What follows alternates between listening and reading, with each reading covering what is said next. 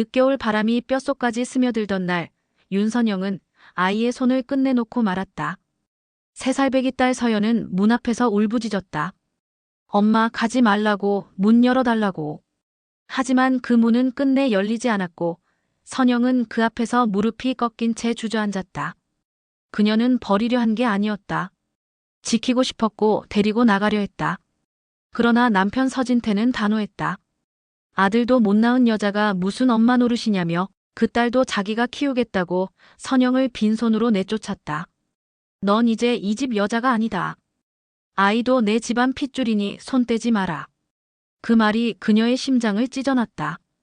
딸을 낳고 웃던 날 작은 손으로 가슴을 꾹 누르던 그 감촉이 이제는 허공에 남겨진 체온이 되어 식어가고 있었다. 짐도 돈도 갈 곳도 없던 선영은 버스 터미널 대합실 벤치에서 첫날 밤을 지새웠다.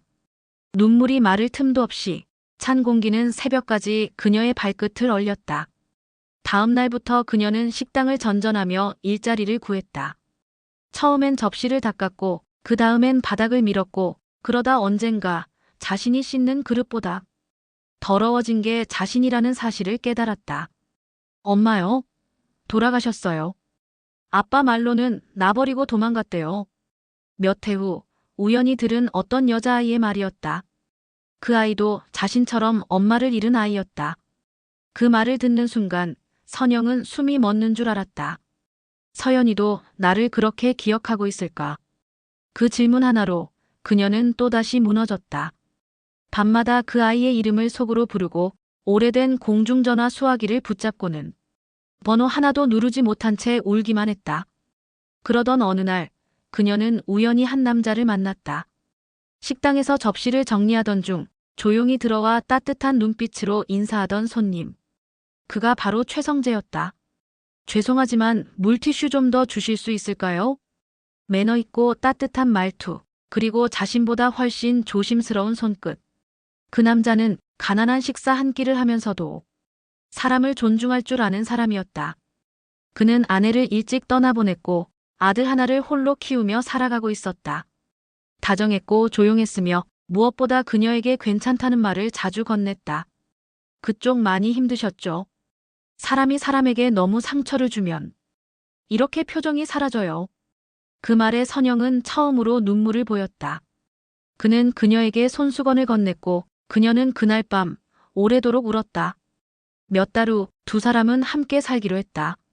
성재는 화려한 구애도 없었고 선영도 어떤 기대도 없었다. 그저 따뜻한 방 하나, 묻지 않고 기다려주는 사람이 필요했을 뿐이었다. 그러나 그녀는 몰랐다. 그 남자가, 그토록 조용하게 살아온 남자가 재벌가의 총수라는 사실을. 그리고 그 남자의 아들 최민준이 자신의 인생을 뒤흔들 또 다른 인연이라는 것도. 그렇게 선영은 지독했던 과거를 뒤로한 채 엄마로서의 새로운 삶을 시작하려 하고 있었다. 윤선영은 어느 날 최성재가 손에 쥐어준 작은 명함을 바라보며 그제야 그의 정체를 알게 되었어요. 깔끔한 로고 위에 적힌 회사명. 그리고 그 아래 작게 적힌 회장이라는 두 글자. 그녀는 무릎에 힘이 풀릴 뻔했죠. 성재가 재벌이라는 사실은 상상도 하지 못했던 일이었습니다.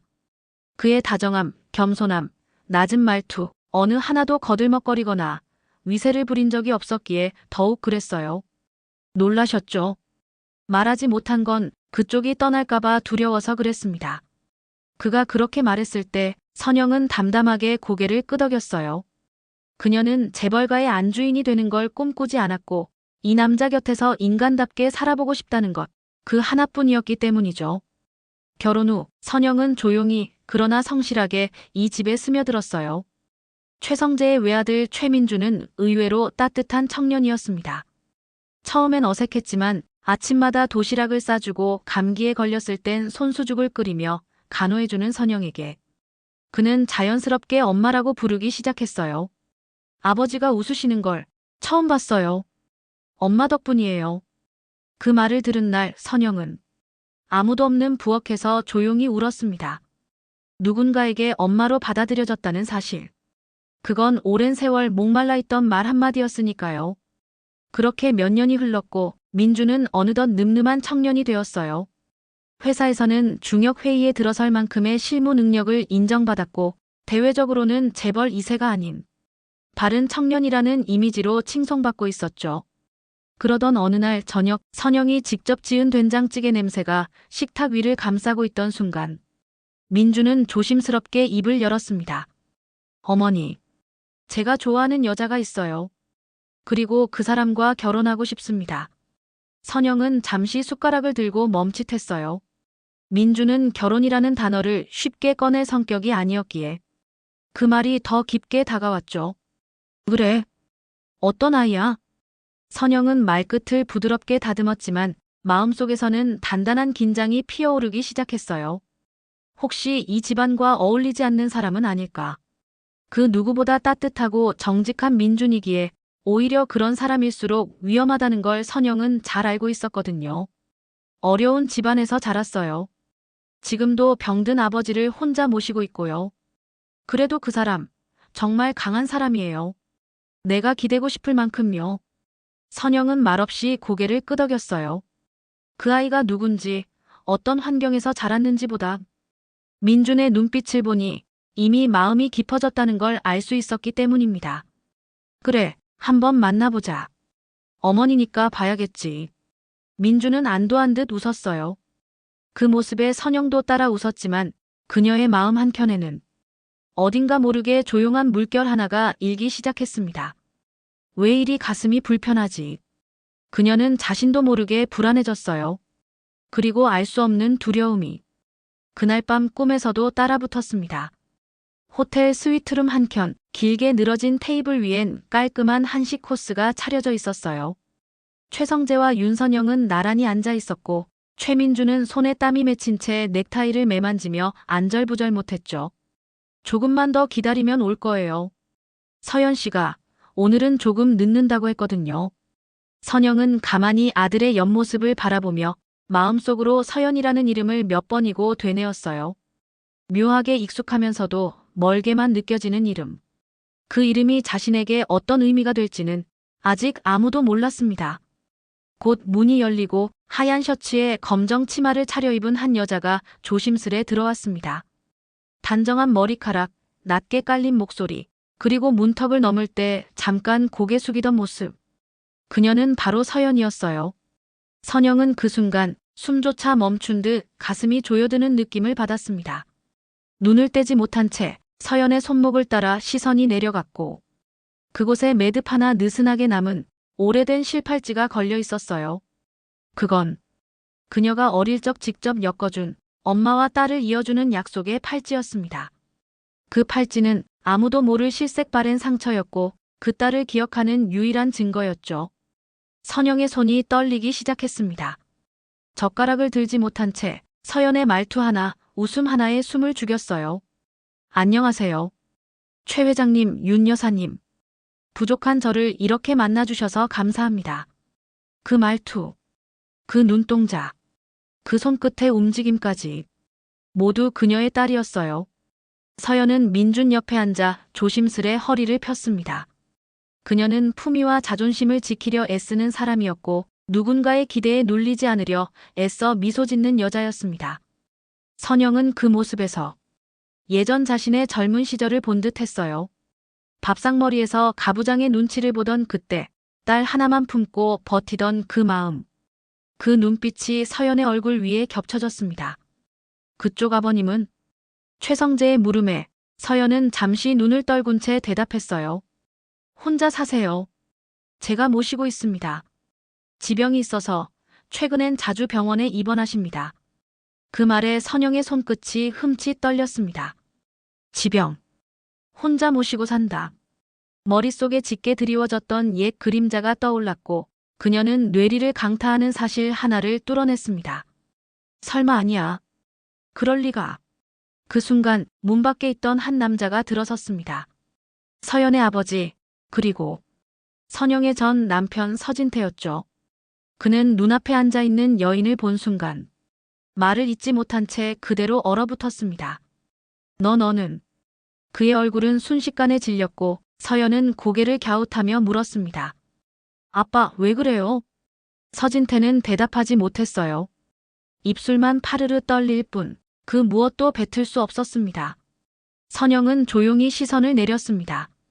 두 눈 가득 뜨겁게 차오른 물기가. 이제는 멈출 수 없다는 걸 그녀는 알고 있었어요. 하지만 이 자리를 그녀는 무너뜨릴 수 없었습니다. 딸이 모르는 진실, 이 비극 같은 우연 앞에서 한동안 아무도 말하지 않았습니다. 서진태는 상견례 이후 며칠을 뜬 눈으로 지새웠습니다. 그의 머릿속엔 상에 앉아있던 윤선영의 얼굴이 또렷하게 남아있었어요. 차갑지도 무섭지도 않은 얼굴. 오히려 조용하고 담담하게 그를 내려다보던 눈빛. 그게 더 불편했어요. 왜 그녀는 당당하게 그 자리에 있었고 자신은 초라하게 웅크린 채 땀만 흘려야 했던 걸까요? 그 여자가 재벌가 사람이었다고. 서진태는 혼잣말처럼 내뱉었습니다. 그토록 무시하고 내쫓았던 여자. 그토록 계집애 하나밖에 못 낳은 쓸모없는 여자라며 깎아내렸던 선영이. 이제는 고급 승용차를 타고 비서와 기사까지 거느린 회장 부인이 되어 앉아 있었다는 사실이 그를 미치게 만들었습니다. 서진태는 가난했습니다. 아니, 사실 그는 늘 가난한 남자였어요. 돈이 없었고 배운 것도 없었고 무엇보다 사랑 줄 마음도 여유도 없었죠. 그는 자존심 하나로 살았고 그 자존심은 남자니까 가장이니까라는 이유로 유지되었을 뿐입니다. 그깟 여자 하나 잘 시집가면 뭐가 달라지는데. 나는 여전히 아버지고 걔는 여전히 내 딸이지. 그는 이렇게 말하며 술잔을 기울였지만 그 말이 얼마나 비참하고 초라한 울림인지 스스로도 알고 있었습니다. 며칠 뒤 서진태는 민준과 서연의 결혼이 최성재 그룹과 연결되는 유일한 기회라며 어설픈 청탁을 꾸미기 시작했어요. 그는 오랜 지인에게 전화를 걸어 이렇게 말했죠. 내 사위가 최 회장 아들이라니까. 그 회사 납품 하나만 붙여줘.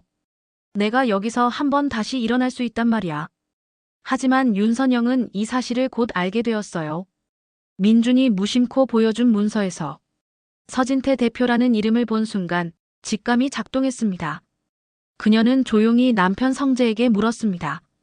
서진태, 그 사람 혹시 민준이랑 어떤 사업 얘기 오간 적 있으세요? 성재는 고개를 저었고 그녀는 그제야 확신했어요. 서진태는 여전히 똑같은 사람이었습니다. 가난하고 무능하고 비겁한 채로 딸을 또다시 이용하려 하고 있었어요. 그날 밤 선영은 서연과 통화를 했습니다. 오랜만에 둘이 단둘이 이야기하는 통화였죠. 서연아, 혹시 아버지가 무슨 부탁 같은 거 하셨니?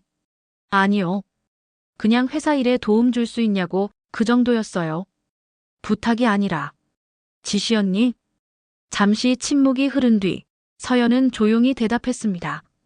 아버지는 늘 그래요. 부탁하는 법 없죠. 명령하거나 아니면 원망하거나. 선영은 말없이 수화기를 바라봤습니다. 그 한마디에 서연이 여태껏 어떻게 살아왔는지, 어떤 말을 들으며 버텨왔는지 다 느껴졌기 때문입니다.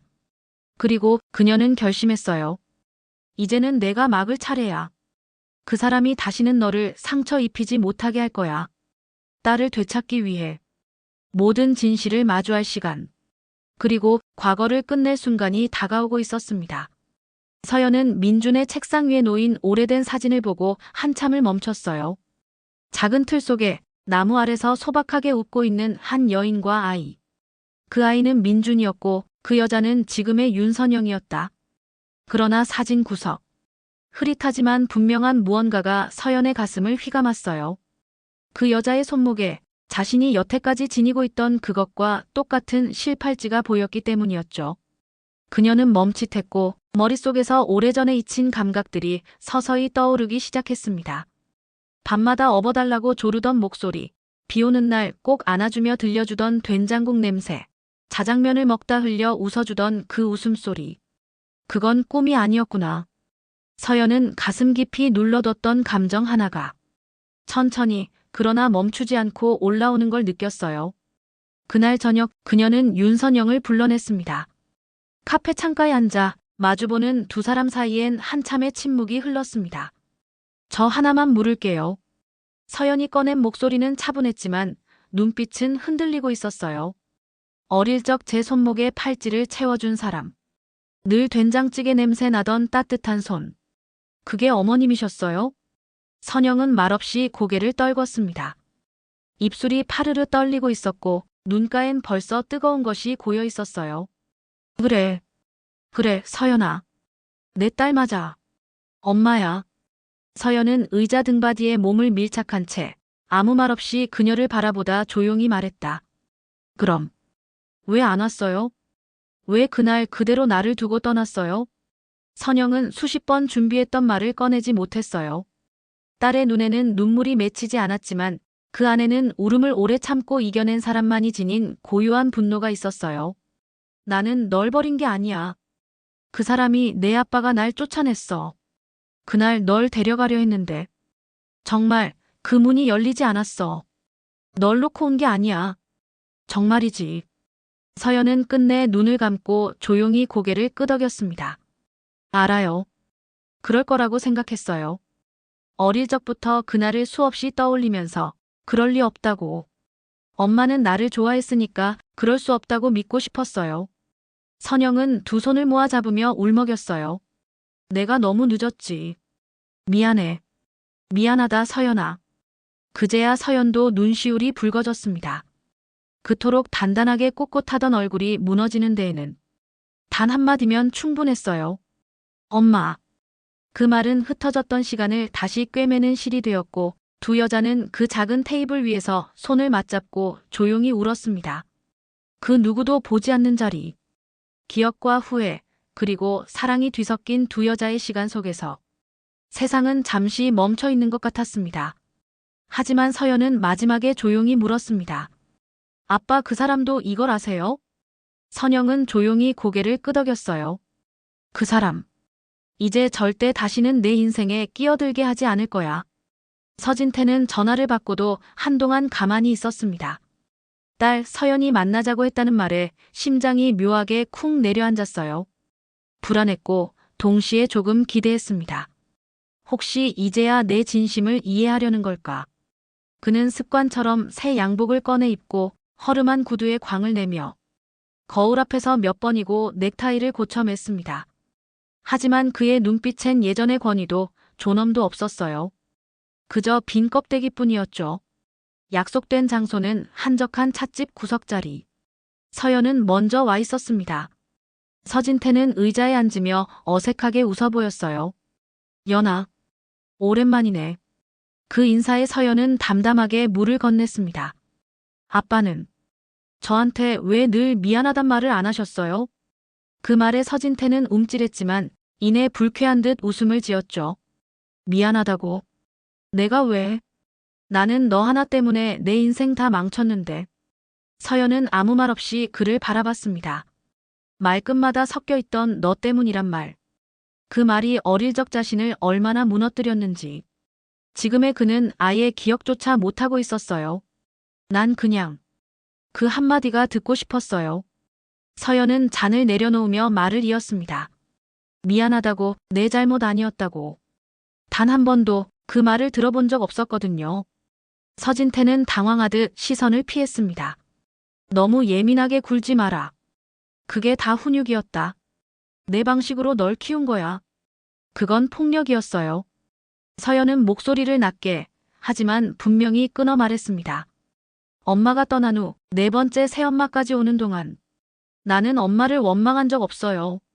그 대신 아빠를 견뎠어요. 계속 참았어요. 계집애라서 쓸모없다는 말도, 넌 엄마 닮아 안 된다는 말도. 서진태는 점점 작아지고 있었습니다. 자신이 내려다보던 아이가 어느덧 눈높이를 넘어서서 자신을 바라보고 있다는 사실을 이제서야 실감하고 있었죠. 나는 이제 엄마를 다시 만났고 그 사람의 사랑이 어떤 건지 기억났어요. 아빠는 나한테 아무것도 준 적이 없어요. 그 말에 서진태는 비로소 말문이 막혔습니다. 모든 말이 목구멍까지 차오르다 하나도 나오지 못한 채 식은땀으로 식탁 위에 떨어졌어요. 서연은 천천히 자리에서 일어섰습니다. 그녀의 손엔 과거도 분노도 두려움도 들려있지 않았어요. 오직 자신만의 삶, 그리고 다시는 상처받지 않을 딸의 자존감만 남아 있었습니다.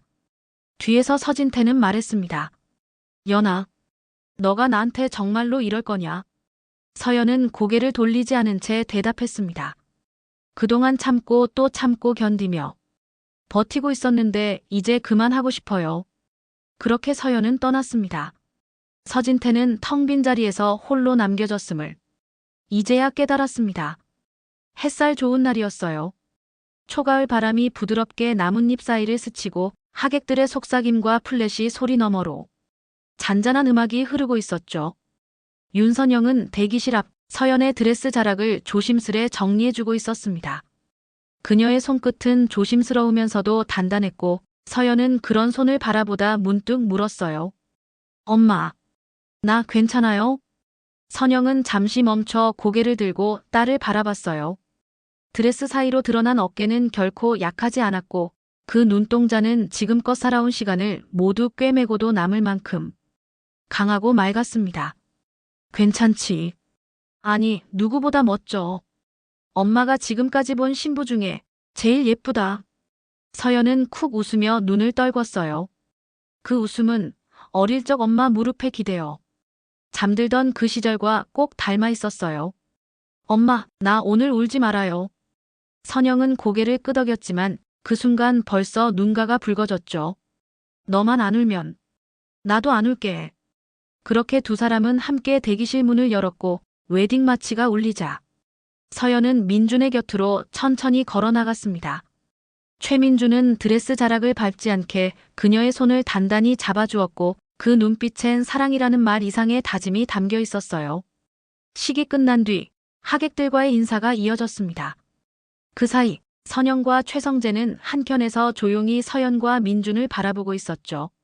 저 아이가 이제 정말 내 딸로 돌아온 것 같아요. 선영이 말하자 성재는 고개를 끄덕이며 덧붙였습니다. 처음부터 그랬어요. 다만 돌아오길 기다릴 줄 아는 사람만이 진짜 가족이 되는 거죠. 그 말에 선영은 조용히 손을 맞잡았어요. 그 순간 서연이 다가왔습니다.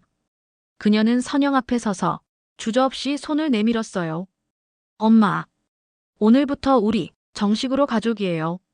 선영은 그 손을 꼭 잡고 웃었습니다. 그 웃음은 수십 년의 죄책감과 그리움, 모든 오해와 눈물 위에 피어난 세상에서 가장 따뜻한 용서였습니다. 그래, 우리 이제 절대 놓지 말자. 햇살이 더욱 깊어졌습니다. 그날의 사진엔 하얀 드레스를 입은 서연과 은은한 옷차림의 윤선영, 그리고 민준과 성재가 나란히 웃고 있었어요. 서연은 더는 과거에 머물지 않았고 선영도 더는 죄책감에 갇혀있지 않았습니다. 그들은 오직 지금의 사랑으로, 지금의 손으로 서로를 지탱하고 있었습니다. 그렇게 이야기는 끝났습니다. 하지만 이 가족의 시간은 이제 진짜로 시작된 것이었습니다.